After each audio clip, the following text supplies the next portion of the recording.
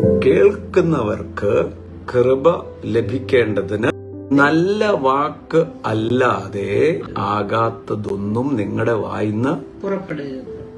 കേൾക്കുന്നവർക്ക് അവർക്ക് ഉള്ളിൽ പ്രത്യാശ വർദ്ധിക്കണം. അതുകൊണ്ടാണ് ഈ കുറ്റം പറയരുത്, വേണ്ടാത്ത വാക്കുകൾ ഉപയോഗിക്കരുത് എന്നൊക്കെ പറയുന്നത്. എന്താ? ആത്മീയ വർധന വരുന്ന വാക്കുകൾ പറയാനാണേൽ മാത്രമേ സംസാരിച്ചാൽ മതി. വളരെ ഗൗരവമേറിയ ഒരു കാര്യം ഞാൻ പറയാം. ദൈവത്തിന് പ്രവർത്തിക്കണമെങ്കിൽ നിങ്ങളുടെ നാവ് വേണം. പിശാചിന് നിങ്ങളുടെ ജീവിതം നശിപ്പിക്കണമെങ്കിലും നിങ്ങളുടെ നാവ് വേണം. അപ്പൊ നമ്മുടെ വായിന്ന് വരുന്ന ഓരോ വാക്കുകളും വളരെ പവർഫുള്ളാണ്.